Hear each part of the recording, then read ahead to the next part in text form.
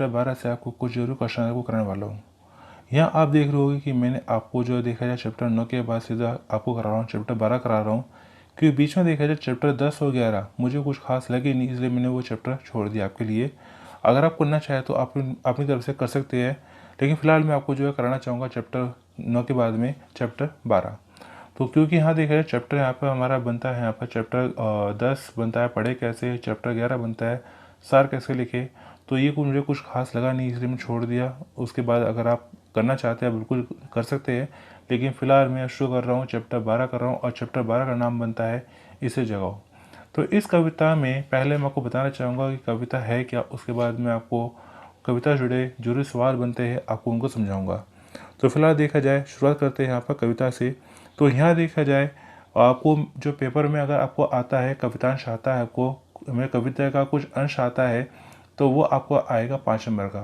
अगर लिखने के लिए आता है प्रसंग व्याख्या करो, प्रसंग सहित व्याख्या करो, तो वो आपको 5 नंबर का आएगा। जिसमें पूरी आपको कविता लिखने के लिए नहीं आती, ना ही उसमें जो आपको पूरी कविता दे देते हैं, बल्कि उस कविता का कुछ हिस्सा है, आपको कहा जाता है कि उस हिस्से का कवितांश का जो है प्रसंग व्याख्या करो। जैसे फिलहाल में यहाँ पर जो देखा जाए कविता का मैंने यहाँ पर कुछ अंश ले लिया है, और इस अंश में आपसे कहा जाता है जैसे प्रसंग सहित व्याख्या करो। तो चलिए सबसे पहले मैं आपको जो कविता है इसके बारे में आपको समझाता हूँ कि कविता है क्या। भाई सूरज जरा इस आदमी को जगाओ, भाई पवन जरा इस आदमी को हिलाओ। यह आदमी जो सोया पड़ा है, जो सच से बेखबर है, सपनों में खोया पड़ा है। भाई पंछी इसके कानों में चिल्लाओ, भाई सूरज जरा इस आदमी को जगाओ। तो अब इतना पढ़ने बाद हमें करना क्या है, हमें इसका करना है प्रसंग से आहित व्याख्या करनी है। प्रसंग में हमें दो चीज़ों का मेन हमें ध्यान रखना होता है। एक ध्यान रखना होता है हमें यहाँ पर जो है कवि, कविता का नाम और कवि का नाम। तो यह हमें दो चीज़ें लिखनी होती है ख़ास तौर पर। तो जैसे देखा जाए अगर मैं यहाँ पर इसका अगर प्रसंग लिखना चाहूँ तो प्रसंग में लिखूँगा यहाँ पर प्रस्तुत काव्यांश हमारी पाठ्य पुस्तक हिंदी से लिया गया है। इस कविता का नाम इसे जगाओ है, और ये रचना जो है हमारे जो है हिंदी के जो बहुत अच्छे कवि है भवानी प्रसाद मिश्र है, उनके द्वारा रचित है। और इसमें जो यहाँ पर सोए हुए आदमी को जो सच से बेखबर है उस आदमी को जगाने का यहाँ पर अनुरोध किया है। तो ये आपको कुछ हिसाब से आपको प्रसंग लिखना है।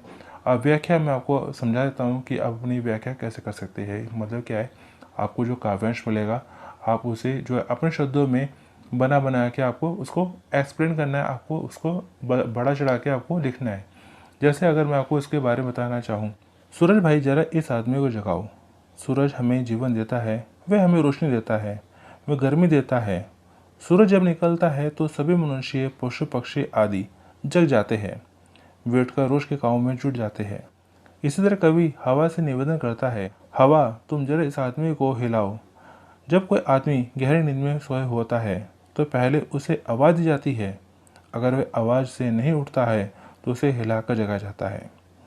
इसलिए कवि हवा से कहता है कि तुम इस आदमी को हिलाओ, इतना हिलाओ कि इसकी नींद टूट जाए, वह उठे और अपने काम में जुट जाए।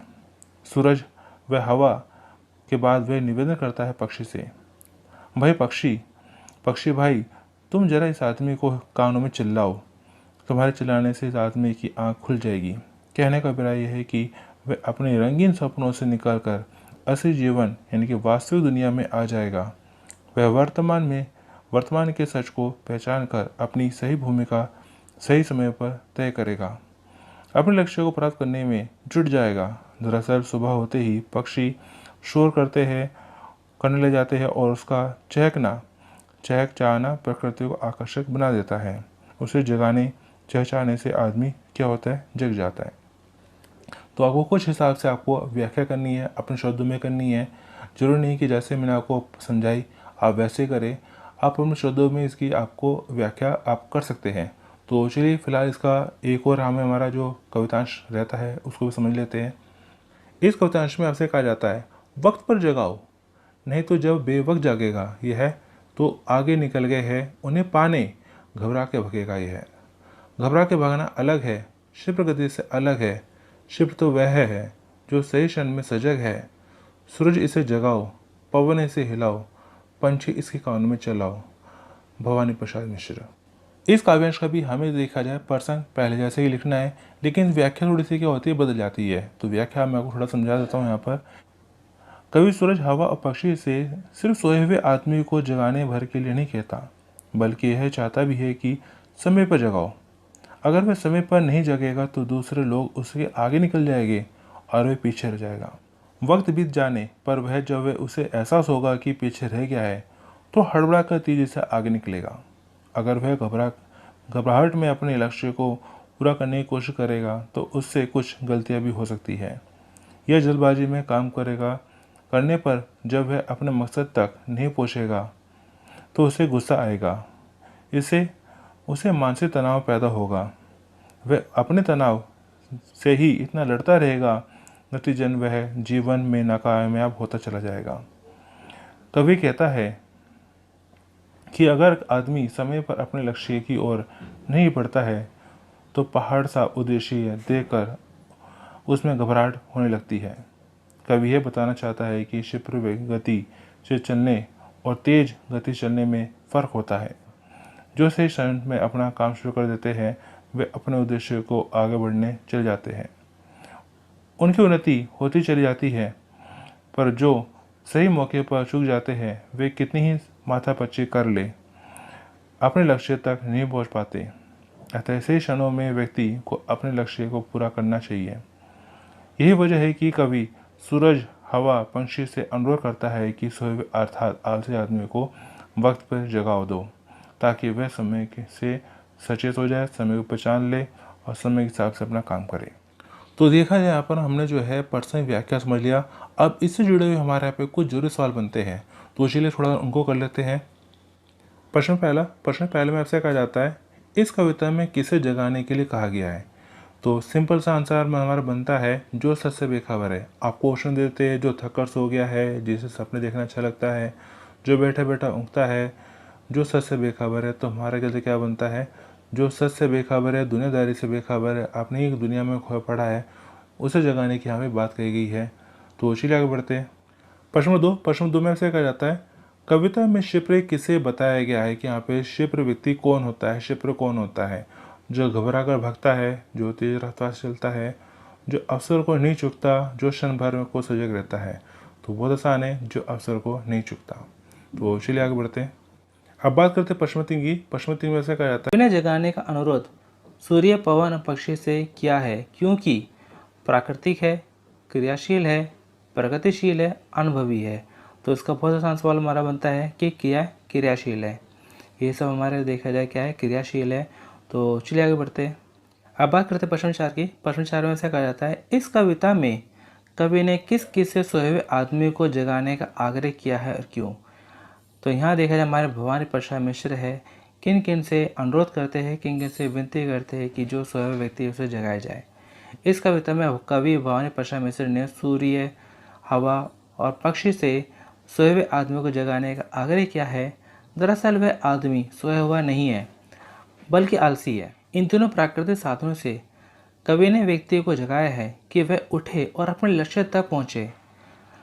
अगर ऐसा नहीं किया तो जीवन में क्या होगा, पिछड़ जाएगा, पीछे रह जाएगा। तो बहुत आसान है। तो चलिए आगे बढ़ते हैं। अब बात करते हैं प्रश्न 5 की। प्रश्न 5 में कहा जाता है, बेवक्त जागने का क्या परिणाम होता है?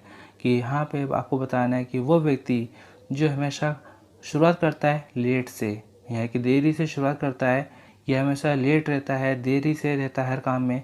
तो ऐसे व्यक्ति का क्या परिणाम होता है, ऐसे व्यक्ति का क्या होता है? ऐसे व्यक्ति जो समय निकल जाने पर जागता है, अपने लक्ष्य को जल्दबाजी और घबराहट में पूरा करना चाहता है। इस जल्दबाजी के कारण उसके मन में तनाव पैदा हो जाता है। इस कारण उसे बार बार गुस्सा आता है। इन सब कारणों से वह अपने लक्ष्य तक नहीं पहुंच पाता और जीवन में पिछड़ जाता है। तो ये हमारा बनता है बेवक्त जागने का परिणाम, कि बेवक्त जागने से क्या होता है। इसके अलावा देखा जाए, मैं आपको बताना चाहूँ कि आपको जो एग्ज़ाम आता है, हिंदी का जो पेपर आता है, काफ़ी लेंथी पेपर आता है। तो आपको रखनी है स्पीड, आपको शुरू से ही जो है लिखने की स्पीड रखनी है, ताकि आप जो पूरा क्वेश्चन पेपर अटैम्प्ट कर सके। तो काफ़ी लेंथी पेपर होता है हिंदी का, तो आपको ध्यान रखना है अपना स्पीड का, वर्ड लिमिट का, कि किसी भी क्वेश्चन में आपको लेके नहीं रहना, जितना नंबर का आपको उस नंबर के हिसाब से करना है। तो चलिए आगे बढ़ते हैं। अब बात करते हैं प्रश्न 6 की। प्रश्न 6 में कहा जाता है, इसी जगह कविता में कवि सोए हुए आदमी को जगाने का अनुरोध क्यों करता है? ये कवि को क्या मतलब है कि वो एक सोए हुए आदमी को जगाना चाहता है? क्यों जगाना चाहता है? इसी जगह कविता में कवि ने सोए हुए आदमी को यानी आलसी आदमी को जगाने का अनुरोध किया है कि ये उसका काम करने का उचित अवसर है। वह उठकर अपने लक्ष्य की ओर बढ़ना शुरू करे। अगर यह अवसर हाथ से चला गया तो वह अपने लक्ष्य को पूरा नहीं कर पाएगा। जल्दबाजी करेगा तो मानसिक तनाव होगा, घबराएगा और ऐसी स्थिति ना पैदा हो, इसलिए उसे सोए हुए आदमी को सही वक्त पर जगाने का अनुरोध किया है। तो ये हमारा बनता है। तो उसी आगे बढ़ते हैं। प्रश्न 7 की बात करते हैं। प्रश्न 7 में से कहा जाता है, कवि ने सूरज, हवा और पक्षी से क्या आग्रह किया है? यहाँ देखा जाए कवि है, कवि देखा जाए सूरज से, हवा से, पक्षी से आग्रह करता है। क्या आग्रह करता है? कवि ने सूरज, हवा और पक्षी से आत्मीयता के साथ आग्रह किया है कि वह समय के साथ न चलने वाले व्यक्ति को सच्चाई से परिचित कराए और उसके भीतर जागृति पैदा करे। उसका कहना उचित प्रतीत होता है कि ये तीनों उसके साथ आराम से ही उसके साथ रहे हैं। तो ये हमारा बनता है प्रश्न नंबर 7। तो चलिए आगे बढ़ते हैं। अब बात करते हैं प्रश्न नंबर 8 की। प्रश्न नंबर 8 में ऐसा कहा जाता है, घबराना अलग है, क्षिप्र गति से अलग है, आशय स्पष्ट कीजिए। घबराकर भागना और तेज गति से भागने में फ़र्क होता है। तेज गति का अर्थ है सही अवसर पर सचेत हो जाना, सही मौके पर नहीं चूकना। जो अवसर पर चूक जाते हैं वे लाख उठापटक करने के बाद भी कामयाब नहीं होते। तो चलिए आगे बढ़ते हैं।